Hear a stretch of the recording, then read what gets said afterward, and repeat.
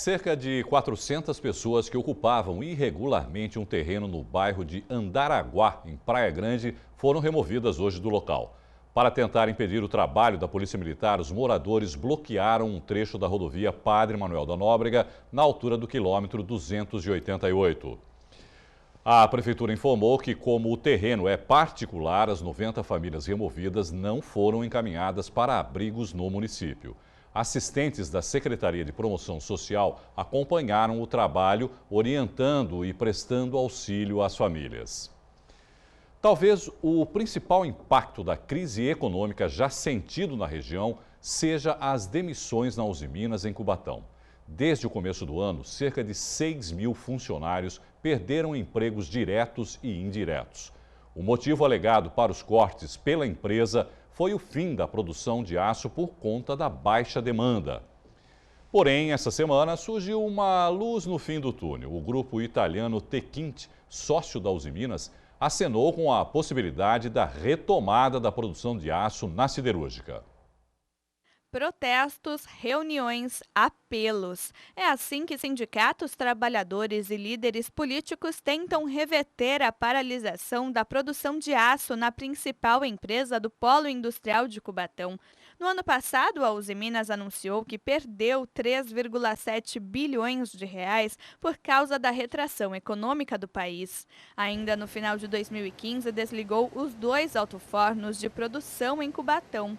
Os cortes nos empregos, segundo a direção da siderúrgica, foram inevitáveis. Carlos Eduardo foi um dos demitidos depois de 12 anos de registro. O clima é desolador, né? Poderia estar saindo o carro funerário daí de dentro. Porque a irresponsabilidade foi muito grande. Tá? Você está lidando com pessoas. Você já tem a sua vida lá fora. Você não sabe que a dificuldade que o cara tem lá fora, os problemas que ele tem lá fora, e recebe um baque desse. Para tentar recuperar o prejuízo, os principais acionistas da Uzi Minas devem se reunir no próximo dia 18. O objetivo é definir quem vai injetar dinheiro e o quanto será investido. Aí é que está a chance do Polo de Cubatão. Quem deve injetar esse dinheiro é o grupo italiano, que tem interesse na fabricação barata do aço, pois uma de suas empresas é a principal fabricante do mundo de canos feitos com o material. Além dessas atividades, ela tem como atividade principal a instalação de dutos em altas profundidades, ela precisa de 2 coisas, do aço e do porto. Portanto, se caso isso vier a acontecer, uma luz no fim do túnel, eu tenho certeza que eles, ao assumir a usina de Cubatão, vão investir no retorno da produção de aço, não só porque para eles é interessante para fabricar tubo, mas por causa da estratégia portuária, de onde eles podem operar as atividades dele, não só para a América Latina, mas como também para a Europa, por causa da proximidade que tem com a Europa. Para que tudo dê certo, é necessária a aprovação da Comissão de Bolsa de Valores. Começaria primeiro pela parte primária, coquerias e sinterização, e depois os alto-fornos. Não tem como eles fazerem uma reforma num espaço menor que 1 ano. Ainda que eles façam isso, não é terminou a reforma, começa a produzir. Leva um tempo para todos os testes, e aí possível. Nós estamos falando de algumas atividades poder voltar em um ano, outras não, mas com certeza volta a gerar emprego rápido, porque vai ter que contratar gente, mesmo que não seja para a operação, mas para essas reformas que não será poucos trabalhadores. Porém, o sindicato teme que os funcionários sejam contratados por um salário menor do que o anterior. Trabalhadores que tinham um salário razoável que vão voltar com metade do salário, que a gente sabe como é que funciona a crise para os empresários. A crise, na verdade, é uma reestruturação deles para que mantenha as altas taxas de lucros. Para falar mais sobre o assunto, eu converso agora com o jornalista e consultor econômico Rodolfo Amaral. Rodolfo, boa noite. Você acredita nessa retomada da produção na Uzi Minas? Boa noite, Irineu. Boa noite aos telespectadores. Eu tenho que acreditar e torcer para que isso aconteça. Seria interessante porque se houver essa separação aí societária e a usina de Cubatão ficar com um grupo específico, a usina de Cubatão e a de Ipatinga tem praticamente o mesmo nível de produção, algo em torno de 4,5 milhões de toneladas. Elas passariam a ser concorrentes dentro do próprio mercado de trabalho, além da capacidade de exportação.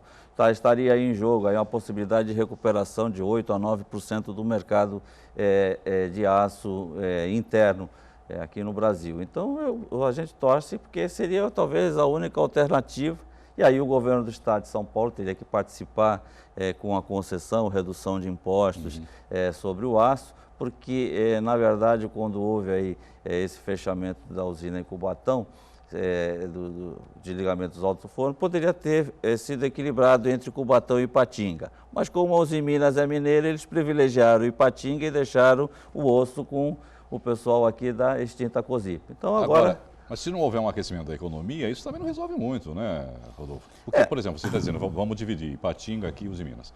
Mas se você fica com um grande volume de produção e o país continua nesse marasmo de crescimento econômico, você vai fazer o que também com esse aço? Não, mas veja bem, Neu, quando houve esse cenário, quando ele foi anunciado, deixou de se dizer o seguinte: chegou num determinado momento de que na economia interna, a Usiminas respondia por quase 30%, dava 29,9% do mercado interno, certo? E caiu para 14%. Quer dizer, então eles perderam, não foi só por questão da concorrência com a China. Né? Não, eles perderam exatamente no mercado interno, para a CSN. Então, se entrasse um grupo aqui isoladamente competindo no mercado, e se for mais agressivo, como foi dito ali pelo sindicalista, em função da vinculação deles com a atividade do aço, sendo inclusive o próprio consumidor, talvez seria uma concorrência e aí ficaria uma concorrência, certo, mais justa. O que foi feito pela Usiminas foi privilegiar, certo, a unidade de Ipatinga, em Minas Gerais, e sacrificar os trabalhadores da nossa região. Eu acho que isso que não foi correto, porque quando eles adquiriram a Cosipa, a extinta Cosipa, eles adquiriram com um crédito de 3 bilhões naquela época, e houve uma coisa inusitada, ou seja, criaram-se a nova Cosipa para se habilitar do crédito. Então, a empresa que estava sendo comprada acabou virando controladora da Usiminas. Quer dizer, foi uma estratégia fiscal e, na época, eles praticamente ficaram com a Cosipa de graça, ou seja, o que eles pagaram, eles acabaram se recuperando em crédito. Então, agora seria a vez de nós podermos dar o troco, mas precisamos que essa composição aí ocorra. Agora, não bastasse esses problemas todos aí da Usiminas, o cenário que a gente vê hoje é, por exemplo, na refinaria Presidente Bernardes, uma diminuição, né, no refino de petróleo, os problemas da Vale. Como fica, qual a análise que você faz do cenário econômico aqui da região e principalmente da cidade de Cubatão, né, Rodolfo? O caso da refinaria Presidente Bernardes, tradicionalmente ela sempre respondeu por 9% do refino brasileiro ou 19% do refino do estado de São Paulo, que por sua vez refina 45% do petróleo brasileiro. E ele vem caindo sistematicamente. Esse 9% nacional hoje já está em torno de 7,8%. Parece pouco, um ponto percentual a mesmo, mas nós estamos falando de 10 milhões de barris de petróleo que deixam de ser refinados e que resultam aí numa queda de valor adicionado para Cubatão e, portanto, na queda de arrecadação de ICMS. Isso já vem ocorrendo já há anos seguidos. Quer dizer, é um risco que o Cubatão vem sofrendo, como também a própria retração aí na área de minério de ferro, que a Vale está dentro desse contexto, também está perdendo mercado, ou seja, Cubatão está hoje numa situação muito delicada, perdendo inclusive receita de royalties. Agora, junte-se a isso também, não é, Rodolfo, o valor do barril do petróleo, né? A queda livre do preço do barril do petróleo. Que causou impactos também na nossa região, em especial em Cubatão e em Bertioga, porque a queda do barril aí de 2014 para 2015 foi da ordem de 50% do valor do barril, e só nos primeiros 2 meses desse ano já prejudicou os municípios de Cubatão e Guarujá, de Cubatão e Bertioga em torno de 4 milhões de reais de receita de royalties, podendo chegar a 24, 25 milhões até o final do ano. Somado-se a isso, a perda que nós já estamos registrando na região de ICMS, no primeiro trimestre caiu 32 milhões de reais em comparação com o primeiro trimestre do ano passado, ou seja, a situação fiscal das prefeituras está ficando cada vez mais complicada. Num determinado momento, mais situada em Cubatão e em Bertioga, no caso do petróleo, mas de um modo geral, ela está atingindo toda a região. E se não bastasse tudo isso, e não querendo ser alarmista, o Supremo Tribunal Federal também avalia a possibilidade de mudanças na lei de royalties.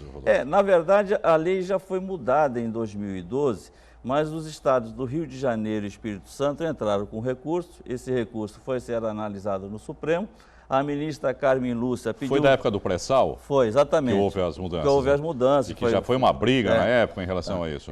E aí os estados do Rio de Janeiro e Espírito Santo, que teriam uma perda muito acentuada, entraram com a ação direta de inconstitucionalidade no Supremo.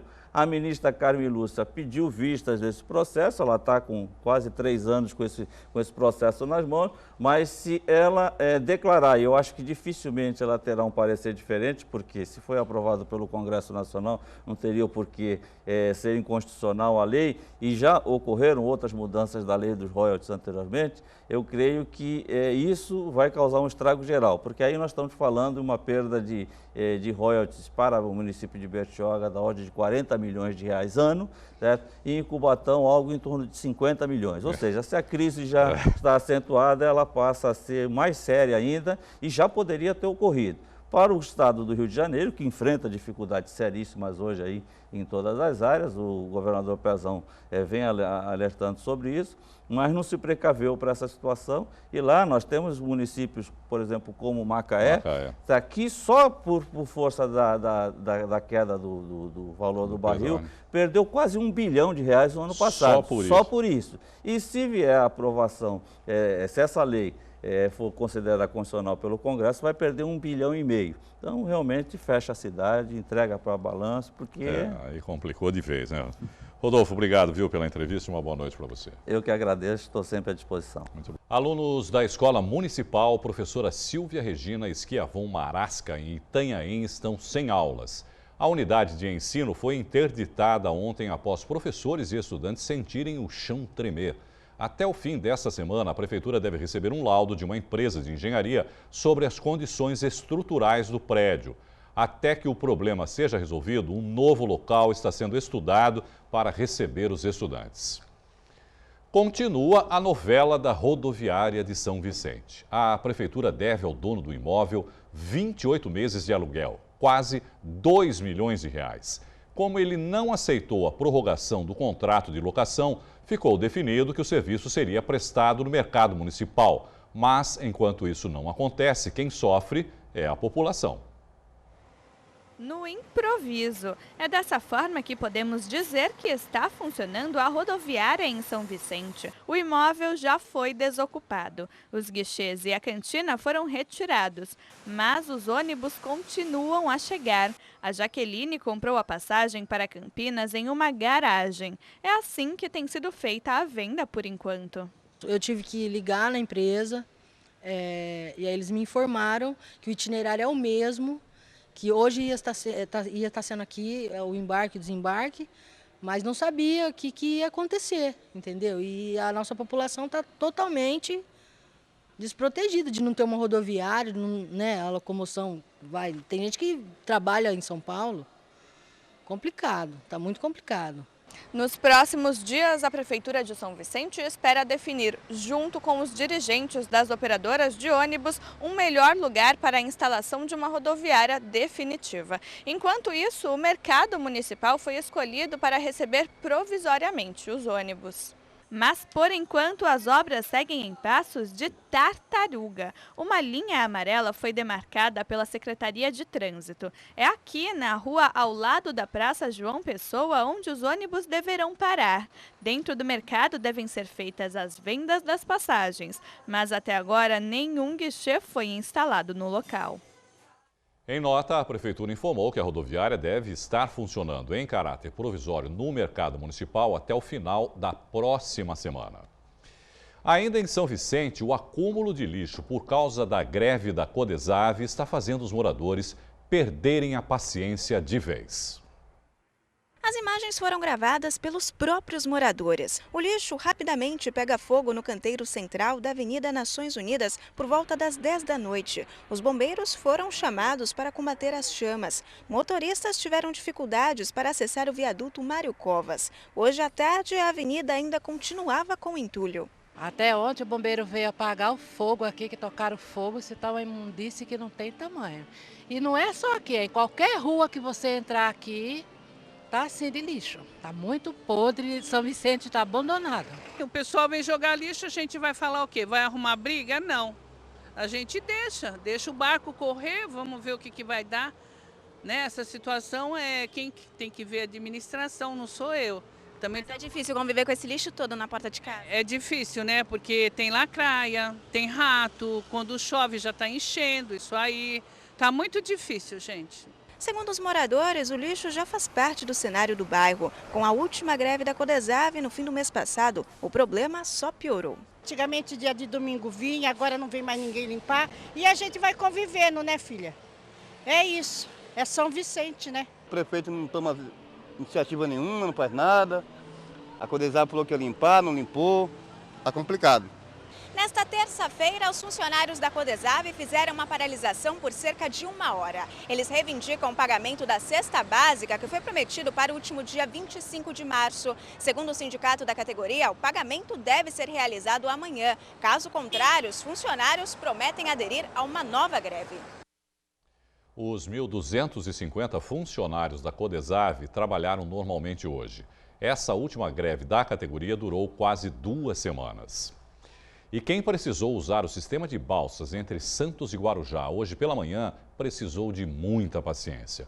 Das 8 embarcações que realizam o serviço, 3 foram retiradas para manutenção.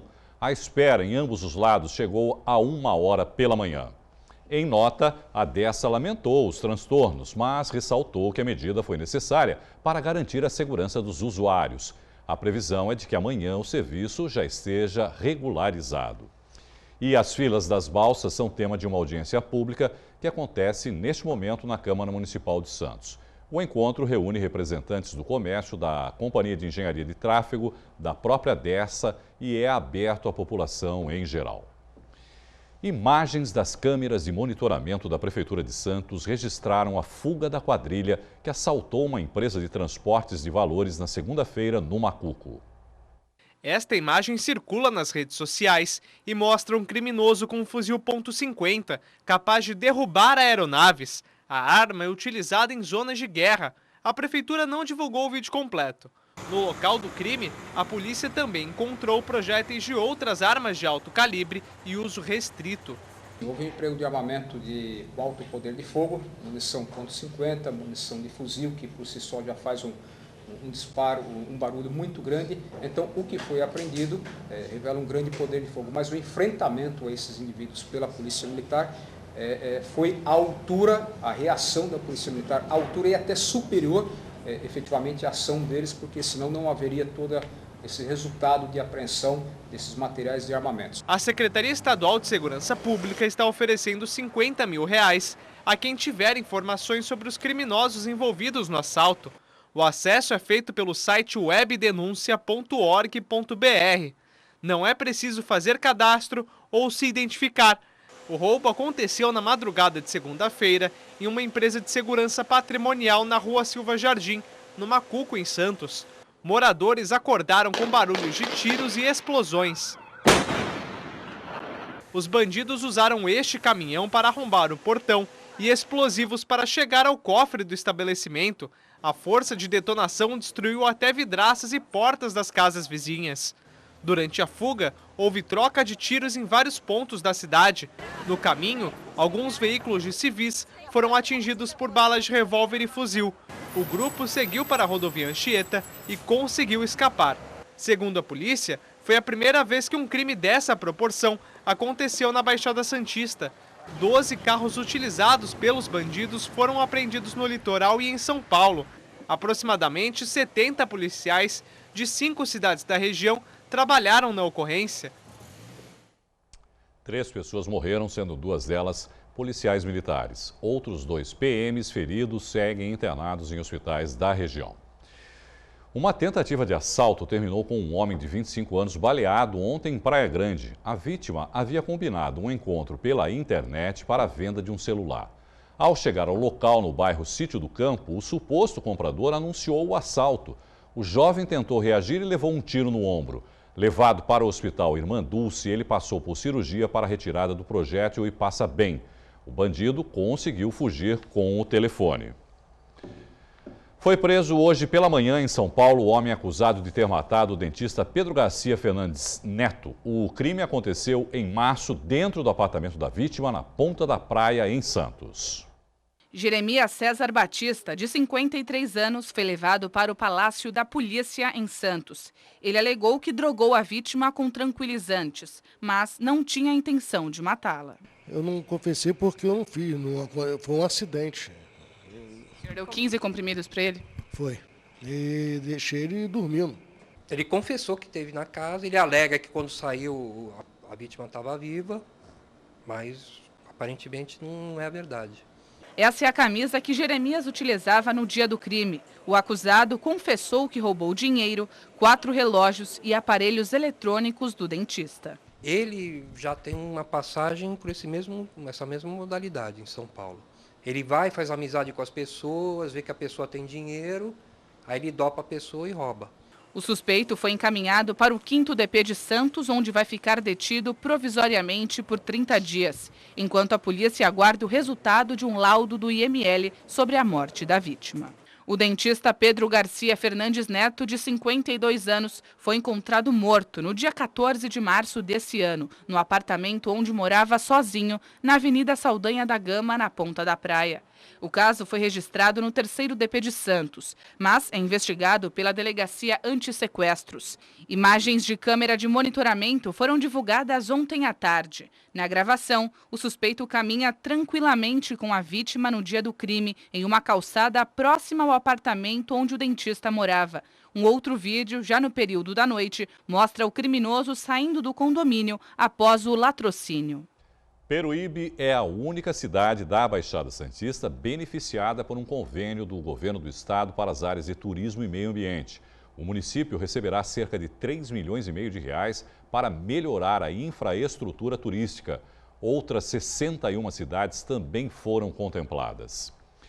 Começa amanhã a 4ª edição do Festival Cultural Danado de Bom em Cubatão. O destaque da programação gratuita são os shows musicais. Falta um pouco mais de 24 horas para o festival começar, mas as estruturas ainda não foram finalizadas. Porém, o secretário de Comunicação, Fernando Júnior, garante que tudo ficará pronto a tempo. Dia 7 e 8, a partir das 19h, e no sábado e domingo o dia inteiro. Muita animação, muita diversão, grandes shows. Quem vier não vai se arrepender, vai se divertir muito na 4ª edição do Cubatão Danado de Bom. 80 mil pessoas são esperadas nos 4 dias de evento. Já faz parte do calendário oficial da cidade, já faz parte do calendário turístico do estado de São Paulo. A gente tem um apoio do Ministério da Cultura, já é um evento de dimensões nacionais. A gente fala que a capital do Nordeste durante esses 4 dias vai ser aqui em Cubatão, a cidade mais nordestina fora do Nordeste.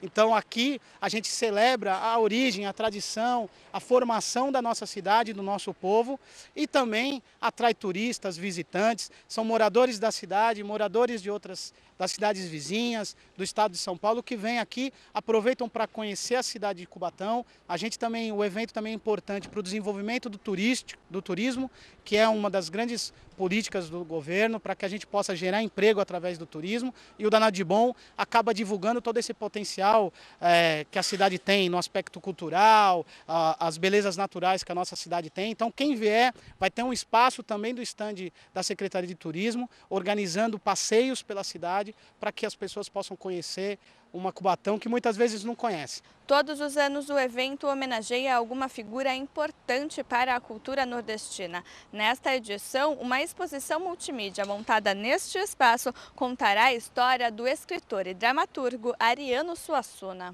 A gente vai ter também muita música, nomes importantes da música popular brasileira, Lenine, Nação Zumbi, Moraes Moreira, Pablo, Paralamas do Sucesso. Mas vamos ter também um palco de atrações culturais que vão funcionar sem parar a partir de quinta-feira, sexta, sábado e domingo o dia inteiro. Atrações para todos os gostos, para todas as idades, espaço para as crianças, muita culinária nordestina, muita gastronomia. Eu acho que vai ter muita diversão no Danado de Bom 2016, assim como aconteceu nas 3 edições que a gente já teve. O 3º Bazar Vegano de Santos foi realizado nesse fim de semana. A programação incluiu palestras, venda de produtos e oficinas. Comidas, roupas, acessórios, cosméticos. Nenhum destes itens tem origem animal ou passou por testes em bichos. Para mostrar mais sobre a cultura vegana, além de promover o empreendedorismo e o consumo consciente, a Andressa teve a ideia de criar o Caiçara Vegan Fest.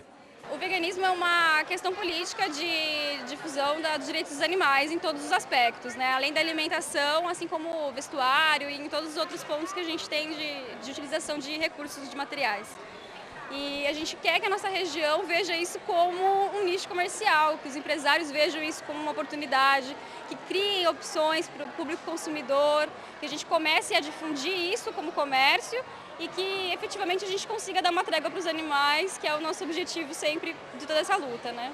No último domingo, aconteceu a 3ª edição do evento. Houve oficinas como esta de leites e queijos vegetais, além de palestras. No palco, os irmãos Heitor, de 8 anos, e Helena, de 6, falaram sobre como se tornaram veganos por influência dos pais. Eu nasci vegetariano, eu sempre tive dó dos animais. Os animais não são para ser comidos, eles têm vida. Você tem vida, eu tenho vida, ela tem vida. Então, todos nós temos vida. Então, você acha que é certo matar o outro que tem vida? É fácil, é só você parar de comer carne e comer algumas coisas que não tem carne. O movimento vegano também ajuda projetos de defesa à vida animal. No evento, o dinheiro arrecadado com a venda de sucos foi revertido para uma ONG em São Roque, no interior do estado. A gente hoje conta com 96 porcos, mais outras 17 espécies de animais, entre domésticos, domesticados e silvestres, porque a gente recebe animais de tráfico para recuperação também. Não veganos também participaram e buscaram saber mais sobre esta filosofia de vida. Estamos tentando ser veganos, assim. A gente já é vegetariano, né? E aí a gente está no caminho, porque eu acho muito bacana e eu acho que é importante, faz bem para a saúde também, além de tudo. Eu estou adorando o evento, tem bastante informação para quem não é vegano e eu acho que é um incentivo, começar a atrair gente para cá, para conhecer, para, se não cortar, diminuir um pouco da carne e conhecer um pouco do trabalho que eles fazem para diminuir testes em animais, várias coisas do tipo. A 4ª edição ainda não tem data nem local definido, mas, segundo os organizadores, deve acontecer em julho.